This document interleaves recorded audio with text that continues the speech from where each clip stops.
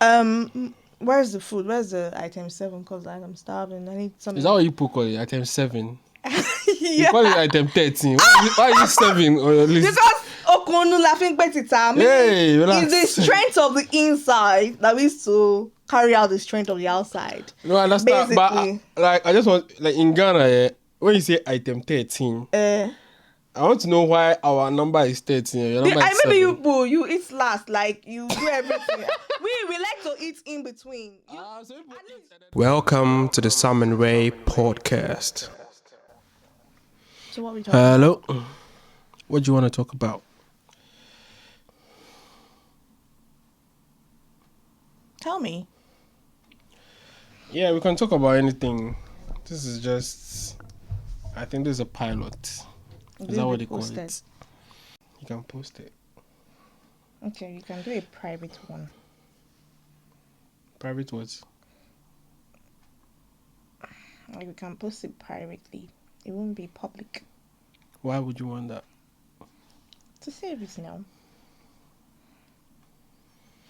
Well, Do you want to talk about relationship, talk about life, talk about work, job?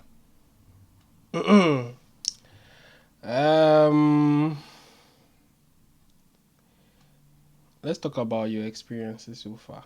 With Your journey from Nigeria to the UK. wow. Why are we talking about my experience and not your experience? Because you're my guest. This is my show. Oh, look at that. Okay.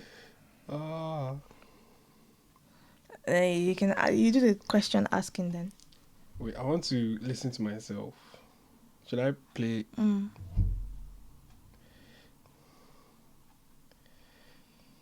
Hello? The back. No, that's because there's playback now. Yeah, the playback. But it's good. So yeah. Should we do that? Or what should we do?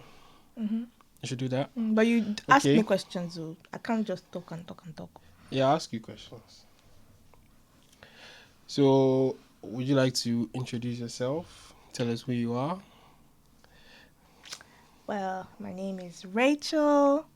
I'm from Nigeria, not Ghana. And Why are you saying not Ghana? what's your own? Yeah. Yeah, like I need to make that clear first of all. I'm Nigerian. Best country in Africa.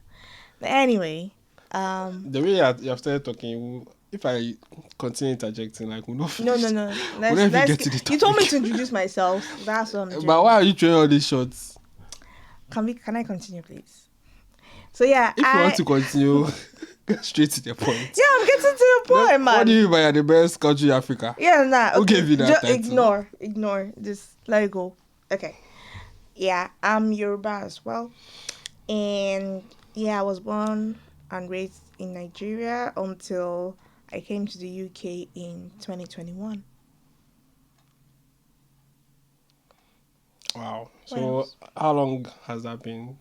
It's been 2 years plus. Yeah. 3 years. Almost 3 years. Not almost, but yeah, 2 years plus, I would say. Okay. So, 2.5. Yeah, 2.5.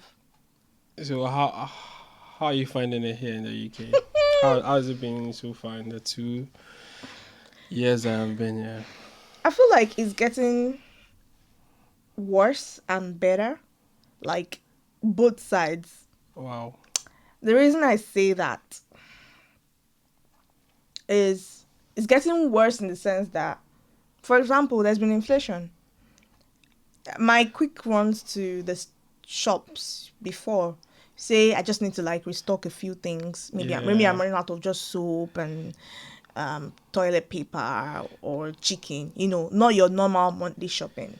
And I go to the shops. My quick runs then used to cost like 10, max £15. But now you go to the shop, bro. Like I'm spending 20 something, £30 £30 for quick runs. So like it's getting worse. And at the same time, and the salaries are still the same. Yeah, the salaries are still the same. And at the same time, it feels like this is the point where so you know when you come, so I came in as a student, right? And when you come in as a Okay. student, you know your visa and stuff are all sorted. But now that you're done as a student, there's a need to update visas and stuff, and like it's like starting that loop all over again, trying to apply for visa and stuff like, all of that thing you left behind and you enjoyed as a student. Yeah. So you now have to like pay to update your visas, try to get visa, to continue your stay here. But in terms of getting better, in terms of like, obviously I have my master's degree now, and Congrats. thank you.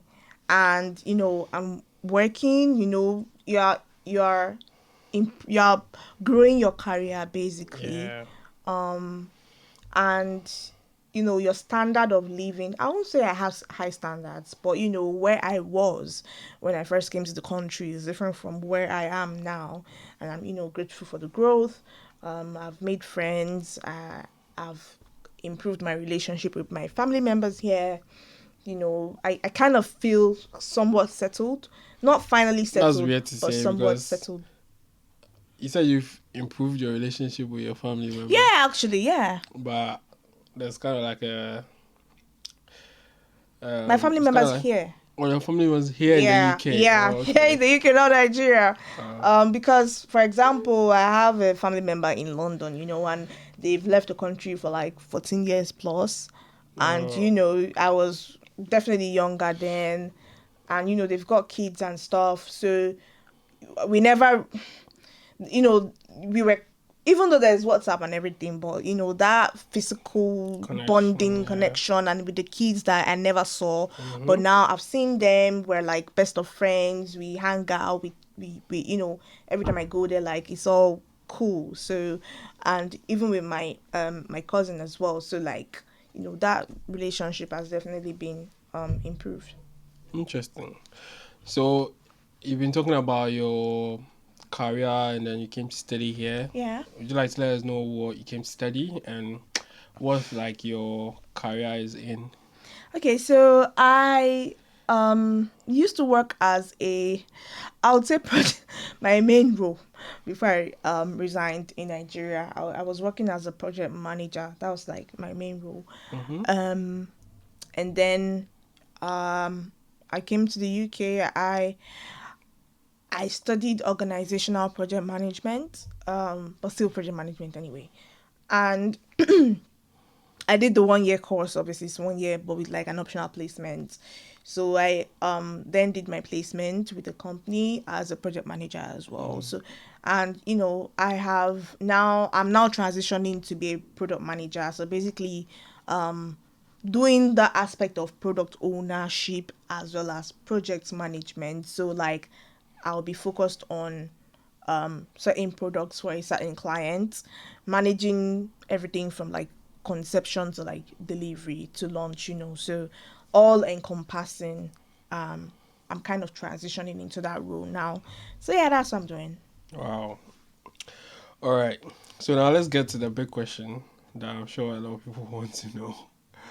Why the decision to move from Nigeria to the UK to study or to find greener pastures or whatever? Like, what was the decision like maker for you?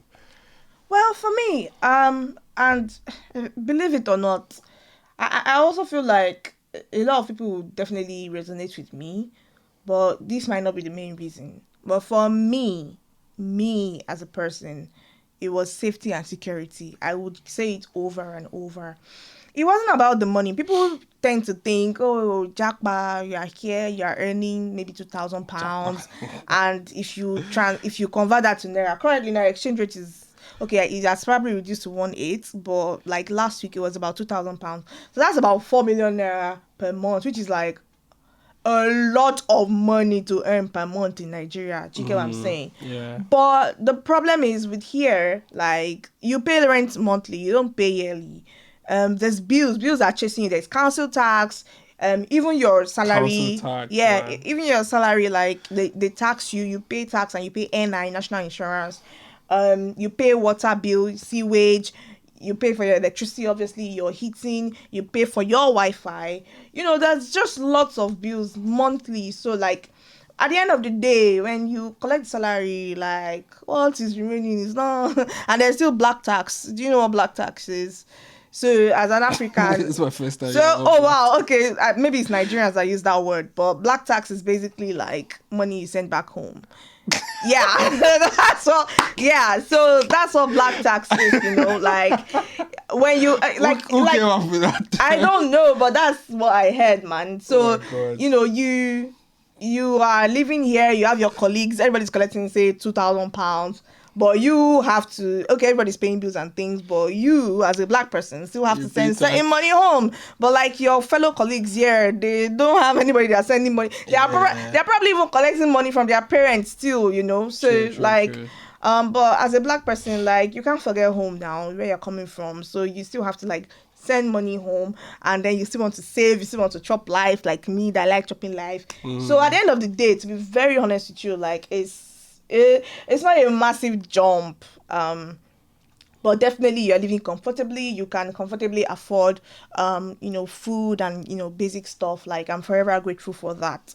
But it wasn't the money that motivated me to come, because honestly, where I was working with a reputable organization, and I was earning like a good, in fact, to be honest with you, I was actually promoted like a few months before I resigned. I was actually promoted, my salary went up, and even now I probably will be earning like, I don't know, close to 1 million or even more, which is like really, yeah, like salaries have increased definitely Did because you say of, $1 million? yeah, per month. Yeah, I'm not joking. Yeah. Or if I'm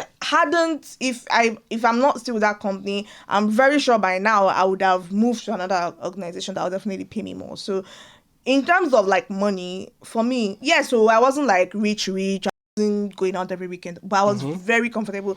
Also because I was living with my parents, so like I didn't have to bother about rent. Although Yeah. you still have to contribute, like buy this, buy that, blah blah blah. Because I was like the only person working like full time, so I was mostly the one, doing certain things in the house. Yeah. But at the same time, I was still like very okay. I was driving and things like that.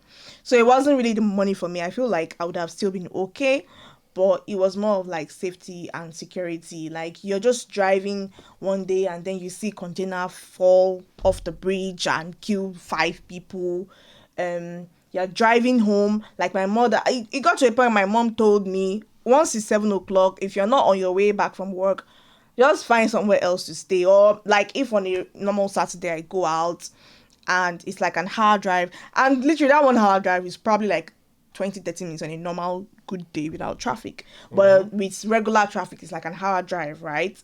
And I'm not on my way back. Like she would say, just stay wherever you are, because Yeah. first of all, you're driving, it's not safe. Secondly, you're a lady and you're alone. Like, you need to be very careful. Not just thieves, but even the policemen as well. You get. So she was always, Police like I brutality. used to have to. I think an average Nigerian would have two phones, an Android and an iOS. And I would keep. In fact, I had three at some point because I had my work phone as well.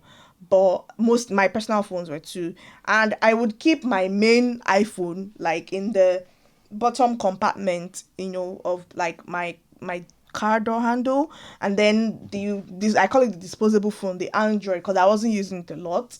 I would put it in like, where your stereo is and stuff. I would just put it under there. So if they say hey, they will see me reaching for it and know, yeah, that's her phone, and I'll just give it to them, and another thing my father told me when I started driving was, because I'm still cashless till date. Like I like paying for things with like card. Like Card. I don't carry cash around, Yeah. just personal preference. But my dad told me always have a certain amount of money in your car. So he was like, I started keeping like 5K in like the glove compartment of my car. So just in case like I get robbed, I have something to give them. Because if you don't have something to give them, it's now worse. They Yeah. will beat you. Like I have experienced, I had a neighbor then that was robbed twice on the same road in the night. Yeah, and that was the period that made me really like in like really fast track my jackpot process. Like there was a period where there's a bridge that takes you from like the island to the mainland. I live in the part of the mainland that is very close to the island. So and literally on that bridge, you shouldn't spend more than 10 minutes. But it got to a period where the traffic was really, really mad. And, it was like, you'd be spending hours and, people would be robbing and things. It was actually very bad that my neighbor got robbed by a first set of robbers. He gave them his phone. As he moved forward a bit, another set of robbers came. Yeah, and he had to give them money. Like, so you have to have two backup, basically. So for me, yeah, me. I don't want to die nonsense death. Like, you go into the news, all these Nigerian blogs on Instagram, every time is bad news. Everything. So I had some part-time job then before I started my professional job, where I used to manage a social media page. I've managed social media pages for some people, but there was this one where I used to manage her blog. She just needed somebody to be posting for every day. She told me the kind of content. So it was more like news, things happening in Nigeria. And at some point, it actually became really disturbing and traumatic for me, because every time I tried to get content, it was always bad news in Nigeria. And I personally couldn't even take it anymore. But, I did it for, I can't remember, but yeah, I did it for a while. So it's just that thing of you open the news and you're seeing bad news every time. Container is killing somebody, or even as a student then too, like you're going home after lectures, if they see you with laptop, you cannot walk on the streets of Lagos and carry like a bag that looks like a laptop bag. They would know there is laptop inside. They would rob you. If you try to struggle with them, they can shoot you or stab you. And like, I have heard of countless stories where people are robbed, shot, stabbed because of ordinary laptop. Like me, I don't want to die that kind of death too, honestly speaking. And that's not to say in the UK it's not violent or whatever, but it's very low compared to like Nigeria. Like nobody cares in Nigeria. Nothing will happen. It will continue to, like, police will point gun at you and say I will shoot you and nothing will happen. Do you get? I don't want to continue to live that way. So for me, it was safety and security. And yeah, that was really why I decided to move. Interesting. Yeah, it's really touching. Sorry I went on too long, but yeah, that's all right. So so far you spent like 2 years plus here in the UK. Yeah. So in summary, would you say it's been like worth it moving from Nigeria to the UK? For like other people that are watching, yeah, probably they want to move to the UK for the same reason as you have, but would you say it's been worth it? I would say 100% is worth it. I spent my life savings coming here, but I've not recuperated money. Like, I've not gotten all the money. That, as when you're here as a Nigerian in the UK, you say, don't worry, all this money you're spending, you make it back. I've not started making back the money, but I'm okay. And yes, it's absolutely worth it. One, I have my master's degree. Yes, we do masters in Nigeria, but you would rate masters in the UK over masters in Nigeria, right? Yeah. I feel more secure, more safe. Like, when summer comes now, obviously in the winter, people go out less, like, you walk around less. But in the summertime, people go out more. And then it doesn't get dark until like 10 p.m. Like, I can literally be walking on the road at 10 p.m. alone and feel safe. Do you get what I'm saying? Definitely, don't get me wrong, that there are, like London, for example. I'm not living in London, but there are some parts in London where it's not so safe. Well, at the same time, I feel like some of these knife crimes and things, they are quite targeted. They don't just walk up to you and, try to rob you or whatever. Yeah. They are quite targeted. They know the people they do these things with and stuff. So to a degree, I literally said this to my cousin, my first December here, that this is the first December in my adult life that I'll actually feel safe, because everybody knows Nigeria, yes, 30 December. But at the same time, December is that time where people are looking for money and kidnapping is higher. Stealing is higher because people are looking for money, so all those crime rates tend to be higher in December. And December, yes, it's usually a festive period. You're happy, but at the same time, it's usually that period of the year where you have to like increase your security awareness, be more safe and secure and stuff like that. You don't want to be out late and things like that. But like my first December here, oh my God, like I told my cousin, like this is the first December in my adult year that I'll feel, really safe and secure. Like it was unbelievable. So yeah, it's definitely worth it. Um, and I feel like even though, so compared to the US, for example, the UK's average salary is really shit. I'm not gonna lie. Yeah, it's not the best, but at the same time, I feel like you are Especially with the able tax to. that they take as Oh, well. that tax! Don't even let us go there because that one, it is well, sha. But I feel like at the end of the day, you get paid such that you are able to afford basic things.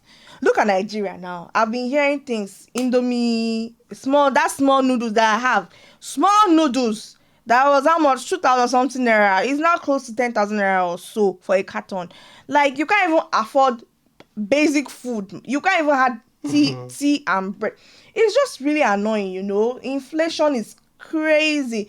Yes, there's inflation here too. Don't forget what I said at the start of the video that things have gone high, but I can still buy them. Do you get? It's not as if I'll now stop eating egg or stop eating meat and start eating egg, or you know and obviously as an African I still like to eat my jollof and vegetable and things.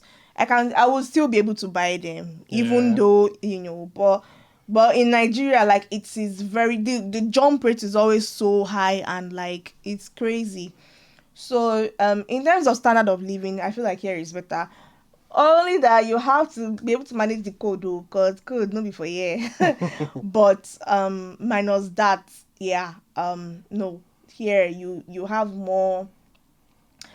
I like to think that Nigeria has more physical stress, but here you have more mental stress. Mental stress in the sense that you're away from family. If you are unlucky and you don't have family here, you're away from family. It's not easy to make friends here. Trust me. My apartment now, I've been living here for over a year, and I don't know my neighbors' names. I don't know. I've seen the ones that our doors are close to each other. But we probably just jam by the staircase, or something. I don't know their names. But in Nigeria, Daddy Tomiwa Ekaro. You get what I'm saying? Like, What does that if mean? that it means Daddy Tomiwa, good morning. Like, your neighbor will come from the back of their house and come and be shouting and be greeting you. Like, Yeah. we look out for each other and things like that, which are things that you don't have here. Like, in fact, some children, they will just enter the apartment, they will not even look at your face, they will not even say good afternoon auntie. No, you No. don't have all those things here, and you can't blame them. Nobody No. talks to anybody unwarranted here. So you're on your own basically. So you have to like be part of a community to keep sane. You have to like take the effort and actually go out, because yes, people have the culture of packing shift, because you have bills to pay, you have your school fees to pay and things. So that's why I said there's more of a mental stress than physical stress. Yeah. But if we take that aside, now out of everything I would weigh, I feel like this here is way way better. Okay. So, I think it's from this chatbot. What would you say is your biggest highlights? Can you add So, more? like, what if you go back to Nigeria now Uh-huh. and you look back to the UK in retrospect? What would you say is the biggest memory, or the memory that will come out to you? This memory that you have of the UK that you say, Let me lie you. Let me lie. My own biggest memory was actually leaving this country to go to Europe. can you imagine? So your biggest memory of being in the UK is actually leaving the UK to go to another It was country. passing through that immigration again and telling them, I'm Wow. I'm traveling. So okay, tell us about that experience. Oh my Where god. did you go to? I've been to Paris and I've been to Barcelona and Ibiza. If you post this and the UK immigration cities don't. What's their own? Did they say you should come to the country and stay forever? I This cannot girl doesn't like stay indoors. I beg you. No, no, Yeah, no, no, now. no, no. No, it So tell was us. it was a great experience. One, because the sun in that other side is amazing. Mm-hmm. Um, yeah, I think it's good to experience other people's culture and stuff. This UK, bills, bills, bills, nobody to talk to, blah blah blah, and you just want to get out. You want to, especially considering the kind of place where I live, it's quite a small town. It's not like so. Where I am is like, let's say, Ibadan is even still quite industrial for it. Not industrial. Let's say which work. Let's just say a town in Abeokuta, sorry, in Ogun State, compared to Lagos. Mm-hmm. So London's like Lagos, basically. So Yeah. this place, there's not really a happening place like that. So being able to leave, first of all, like being able to leave this country when you come as is it a resident or something is actually a privilege. Like, you know, be getting visa, Schengen visa, being able to travel is a great experience. So yes, my favorite time was when I traveled. I was so happy. The sun was sunning, man, and yeah, it Wow. was really nice to actually be out to reach that Heathrow airport that you came from. Because some people since they entered here, they've not reached that Heathrow airport again. Yeah, So they've just been they've walking just been here outside. working, and paying all the tax and things. But live a little, enjoy your life, So Yeah, I agree. All right, so we're gonna play a game. I've been speaking a lot about the UK, so we want to know your ha UK general knowledge. ha. That is not Ireland. Painful. Yeah, So, no. yeah. Okay. All right. So, can you tell us what countries make up the United Kingdom? We have Northern Ireland, we have Wales, we have England, and we have Scotland. Is that a final answer? Yeah. Okay. The fourth one. Oh, correct. Yeah. All right. Which title do many British women use to avoid indicating whether or not they are married? Is it Mrs., Miss, or Miss? I Ah, think this is mistress. I feel Or like I don't see MISS a lot in the UK when you're filling forms and things, but I see MS, so I'll go for MS. yeah, it makes more sense Yeah, because Miss MS you doesn't. cannot really tell whether Yeah, it's yeah, I'll Mrs. go for or Miss. Miss. Yeah. I've never actually seen MS though. Oh, I have a lot. Well, I'm a lady, so I'll be the Oh, one okay, filling the yeah. form. Yeah, third question. What is the minimum compulsory school leaving age in the UK? Ah, 21, 18, or 16? I think it's 18. School leaving age. Yes. In Nigeria, it's What's it mean school 16, leaving? Is like high it school. oh, okay. I think it's 18, not 16. Nigeria is like 16. But the UK, because you start school, Nigeria, you start school from 0 months old, But here, they Mm, start school, like proper school, really late. So I think it's 18. Let's go for it. Let's see. 18? Alright. Ooh, I found it! Because when you said high school, I was like, okay, let's bring it down a bit. Ah, Yeah. okay. Lesson Well, learned. so the answer is 16. Yeah. Question 4. What do the British celebrate on Bonfire Night on 5th November? I'm Oh, aware of I this. know No, I think it's this. Guy Fawkes. Yeah. Yeah. Yeah. So that's what Yeah. happened. The failure of Guy Fawkes to blow up the King and House of Parliament. Yeah, I think it's Guy Fawkes Night. They also call it Guy Fawkes Night. Yeah, that's correct. That's correct. See? Maybe you should come and give me this passport. Me, I'm ready. Question 5. Which of the following nationalities has the largest number of UK residents? A. Polish. B. India. C. Irish. D. Nigeria. We both know what the answer is. Indian. I hope. Wait. Polish They people. say resident. Wait. Which of the Yeah. following nationalities has the largest number of UK residents? I don't know. Residents. Yes, you have to choose one. Wait, this thing, Is let's it think about Polish, it again. Indian, No, but Or at the same Irish? time, because I know we have a large. How many Irish people have you met? I don't even know if they are. I don't even know how to tell an Irish person. But I feel like even because we have a larger population of Indians coming to study as well. And to be fair, they are also residents. That's true. So, are you going for India? Let me go for I would go for either Indian or Polish, but let's see. I got it! That's correct. India is correct. Wow. Yeah. Yeah, I think it's India because there are a lot of Polish people here, but India too, they have like a very big population Yeah. compared to like Yeah. Polish people. And by the way, Nigeria was not in the list. You just put that. Yeah, and India is a British colony. So yeah. Anyway. Question number 6. After English and Welsh in Wales, which language is the most commonly spoken mother tongue in the UK? What? French, Polish, or Punjabi? Hey. Is Punjabi Is not? Punjabi like? It's Indian. Oh, Oh my god.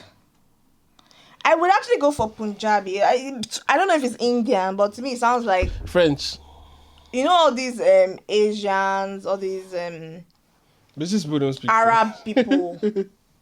Yeah. I feel like probably that's their language because there are lots of Arabs here. So let's go for Punjabi. Punjabi. Polish! It's Polish. Okay. So how come there are not a lot of Polish people here? That's crazy, isn't it? That's weird. That's good. Maybe because Polish is the second largest maybe population here, and they are Eastern Europeans. So when they come here, they'll speak their own tongue. But when the Indians come, they'll speak They English. speak English, yeah. They are forced to speak English, kind of. Yeah. School and stuff. Okay. Question number 7. What is the most prominent religion in the UK?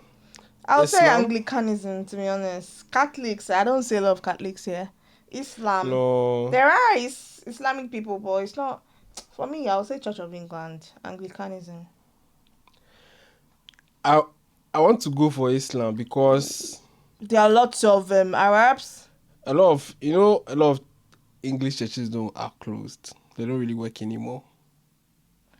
But Islam people, they stick to their religion. yeah, but you don't see a But- lot of mosques. You don't know them. That's why. And maybe they are not, because this is bear in mind, this is a Christian country. Yes. And if you go with the idea that every English person is Christian or Anglican or whatever it is, then you can say, yeah, it's Anglican. but they're But they're different. actually not. The Yeah. English people are not really religious like that Yeah. anymore as maybe... Okay, let's go for Islam, but bear in mind. No, I'm just helping you. Yeah, that's what I was gonna say. Bear in So mind, what do these you want to questions go are for? me. Let's go for Islam. I understand what You want to you're go saying. for Islam? If I Are you feel sure? it, it's on you. How is it? It's on you because I was gonna go for Anglicanism.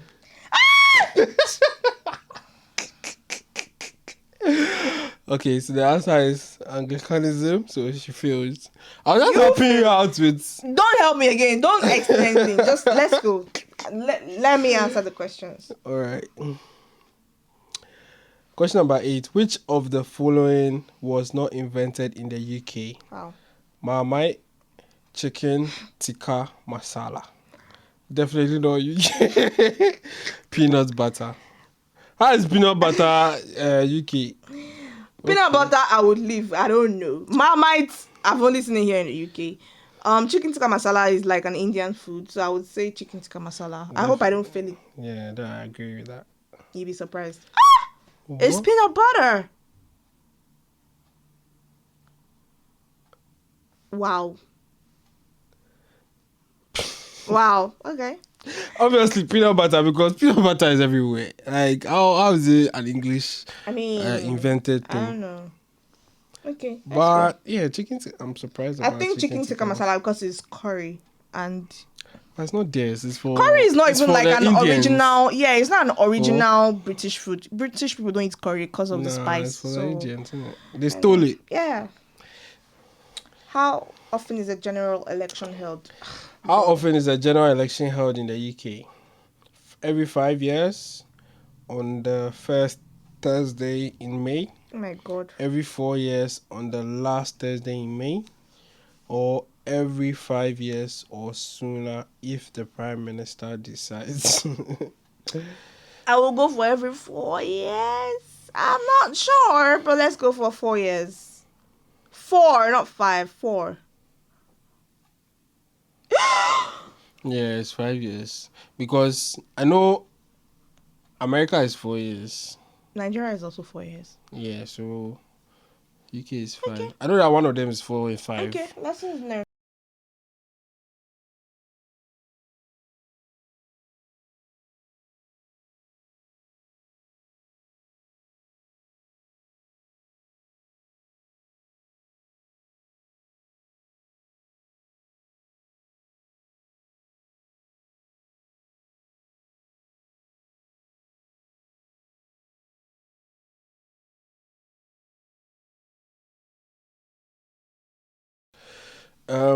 Question number 10. This is the last question anyway. Okay. Which of the following is considered poor etiquette in the UK? Arriving for dinner at someone's house 15 minutes late. Oh my God. Arriving at someone's house to say hello uninvited. Eating lunch at your desk. Oh, I feel like they're all bad. But like in terms of what they consider as Eating lunch poor at your etiquette. desk. Like, what do you mean? At work? What desk work? Yeah, it should be, yeah. Right. Okay. Arriving for dinner at someone's house. Everybody's fine with eating lunch at desks. Well, where I work. I don't know. Yeah. But it's your question. Arriving for dinner at someone's house 15 minutes late. I think it's that bad. it's not that bad. I think. Nigerians will do 2 hours. Please, let's not start. But arriving at someone's house to say hello uninvited, it doesn't have etiquette. I think it's arriving at someone's house to say hello uninvited. No, but what I if think British people don't like that. uninvited, right? I don't want you to influence my answer. Do you?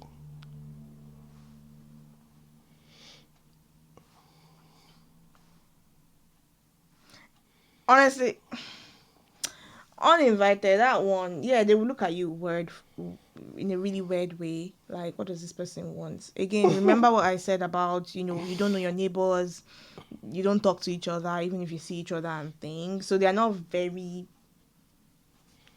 what's the word? I don't know the right word to use. But, I mean, if I come to your house uninvited, there's probably a reason why. Why would you think that is a poor etiquette? And I'm saying hello. Like, if I just came and, Okay, I see. banged, do you get what I'm saying? Like, I'm a proper trained person. That's why I'm even saying hello. Do you get what I'm saying? I'm not just banging you. I'll go for one. Right. I'm not very sure. This question is tricky, but let's go for one. It says the British tend to value their privacy, so appearing at someone's doorstep unexpectedly can be taken as an invasion of privacy. Yeah. It's better to let somebody know you're visiting them before knocking on the door. Yeah, wow. I knew it. So arriving at someone's house to say hello invited. Wow. Okay. British people don't like when you come to their house and you have not told them. Yeah, to be fair, me too though. Like, I wouldn't just like somebody to pull up in my house and say, "Ray, I'm at your door." Like. All right, so this leads on to my next question here about British culture and then like African culture. So, for example, this, like, okay, so where I come from, in Ghana, if you are cooking and let's say you have 5 people in the house, you are cooking for like 7 people because you're always cooking for like an unexpected like visitor. So definitely shows that we don't have any problem with somebody knocking at your door. You should definitely like have prepared like half food for the person. Yeah, you're right. But in this case, saying like basically we have to let them know ahead of time, like let them know that you're coming so that they can, prepare, organize themselves to receive you. Yeah. So what is the most awkward culture shock? Oh my God. That you've like realized here in the UK, like British people? There's a lot. I can't even place one right now.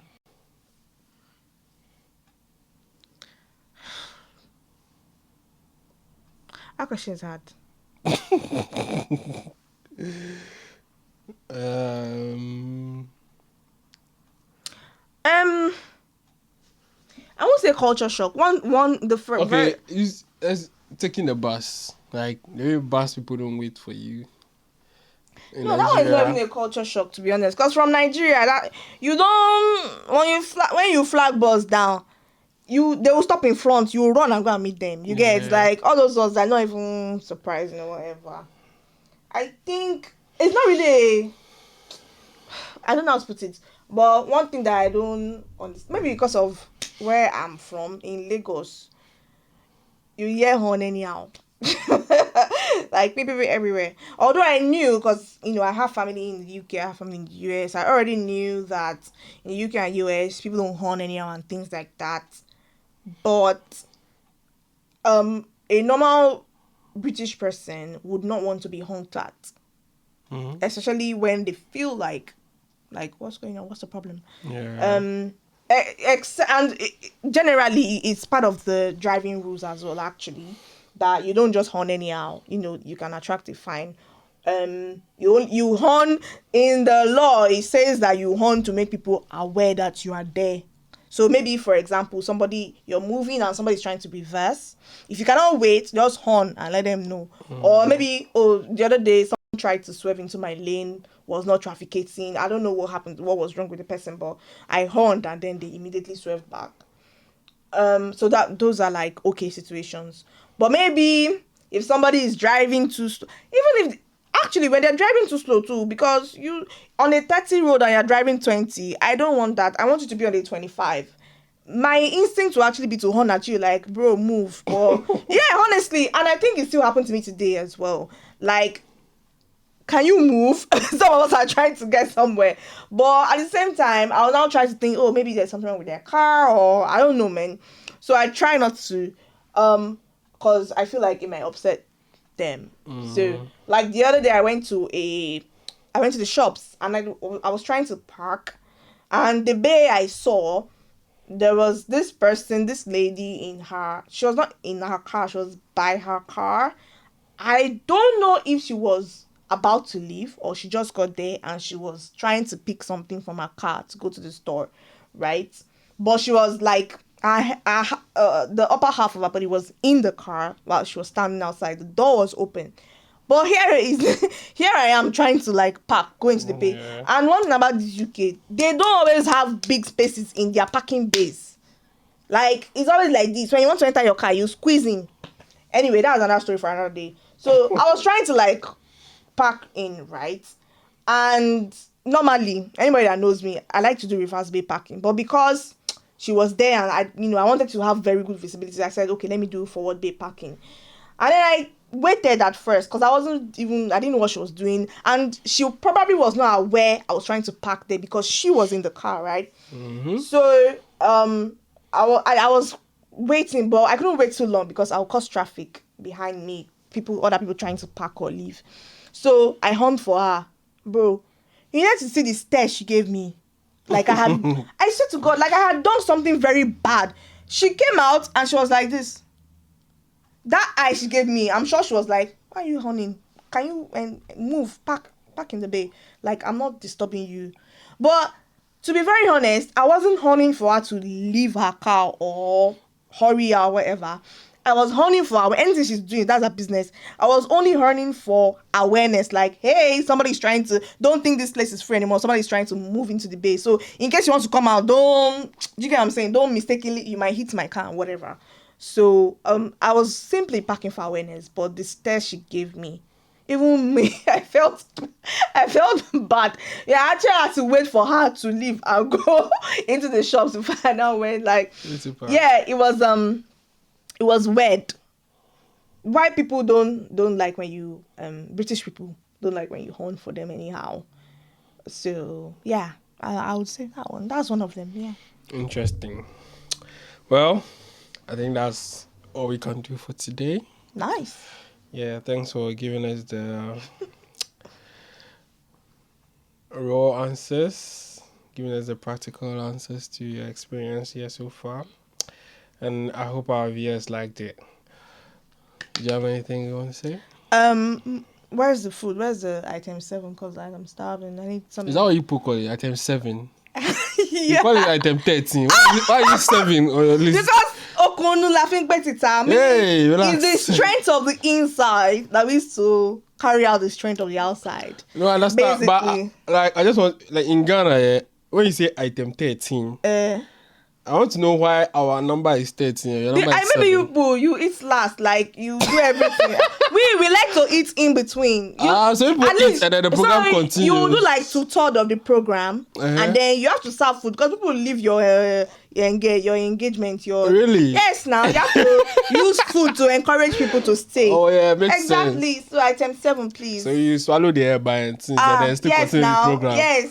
And if they say time for games, you finish your and go and do the games. No. Wow. Yes. Who wants to starve? That's Some people interesting. starve to come to party now because they want to eat everything they can. I'm not one of them, but just saying. So Alright. I would like to know if there's item 7 refreshments, for all the saliva I've lost. Oh yeah, we'll get you item 7.